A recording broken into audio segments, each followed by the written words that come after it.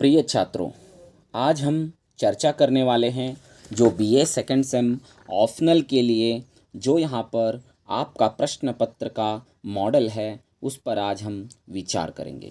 तो आपको ध्यान में रखना है, पिछले साल की तरह ही, पिछले सेमेस्टर की तरह ही यहाँ पर भी आपको 100 मार्क्स के लिए यानी 100 मार्क्स के लिए यहाँ पर क्वेश्चन पेपर रहेगा, जिसमें 80 मार्क्स का आपको क्वेश्चन पेपर लिखना है और 20 मार्क्स जो है इंटरनल मार्क्स रहेगा। तो कुल क्वेश्चन पेपर कितना आएगा आपको? 80 मार्क्स के लिए आएगा और इंटरनल मार्क्स जो है यहाँ पर आपको 20 मार्क्स के लिए रहेगा। तो थ्योरी एग्ज़ाम आपका 80 मार्क्स और इंटरनल एग्ज़ाम आपका 20 मार्क्स, इस तरह थ्योरी प्लस इंटरनल दोनों मिलाकर 100 मार्क्स का रहेगा। तो प्रश्न पत्र कैसे आने वाले हैं ये हम यहाँ पर देखेंगे।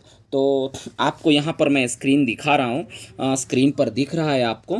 देखिए, 1 मार्क्स के क्वेश्चंस रहेंगे, 10 क्वेश्चंस लिखना है आपको।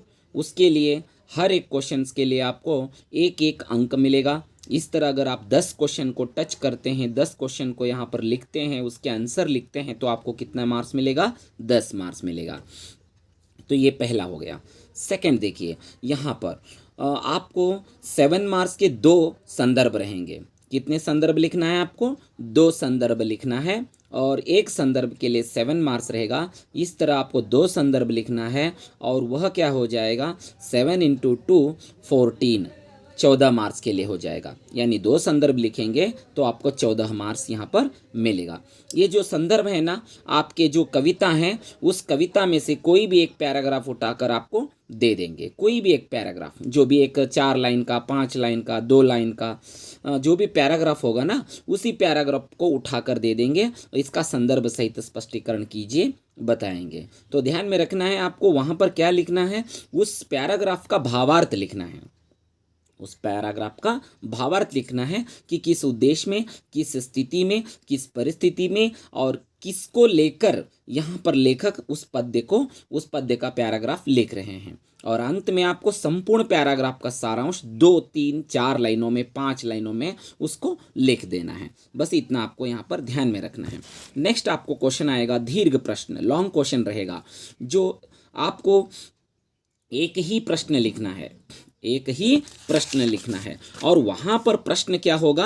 आपको दीर्घ प्रश्न के लिए 2 क्वेश्चंस होंगे, लेकिन लिखना एक ही है और एक क्वेश्चन के लिए आपको 14 मार्क्स आएंगे। तो आप यहाँ पर सोच लीजिए कि दीर्घ प्रश्न क्या होगा। तो दीर्घ प्रश्न वही होगा जो यहाँ पर आपको काव्य है और काव्य में पद्य है और पद्य का भावार्थ ही लिखना होगा। कोई भी प्रश्न उस पद्य से लेकर संबंधित आता है तो उसको आप चर्चा कर उसका विश्लेषण कर किसी भी रूप में उस पद्य का सारांश ही आपको लिखना होता है। तो नेक्स्ट हम देख रहे हैं कि यहाँ पर टिप्पणी आएगा, जो 2 टिप्पणियाँ पूछ ली जाएंगी। ये टिप्पणियाँ आप सोच लीजिए क्या होगा। टिप्पणियाँ वही होगा कि काव्य का भावार्थ होगा, पद्य का भावार्थ होगा। जो शॉर्ट में लिखना है आपको, जो 2 लिखना है, 2 टिप्पणी लिखना है, एक टिप्पणी के लिए 7 मार्क्स होगा। तो इस तरह यहाँ पर आपको टिप्पणी भी काव्य का भावार्थ, पद्य का भावार्थ ही लिखना है। टोटल यहाँ पर आपको पद्य के ऊपर 52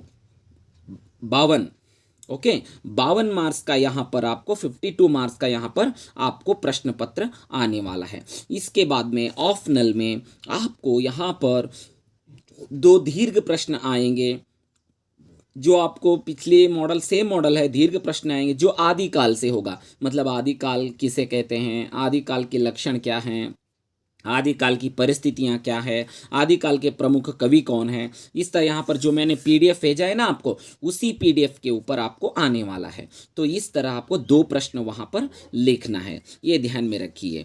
तो प्रश्न होंगे 3, लेकिन लिखना आपको कितना है? केवल 2 प्रश्न लिखना है। बाद में यहाँ पर टिप्पणी लिखनी है आपको, केवल एक टिप्पणी लिखनी है। जो 2 टिप्पणियाँ होंगी जो किसी कवि के बारे में, जो आदिकाल के संबंधित किसी कवि के बारे में होगा।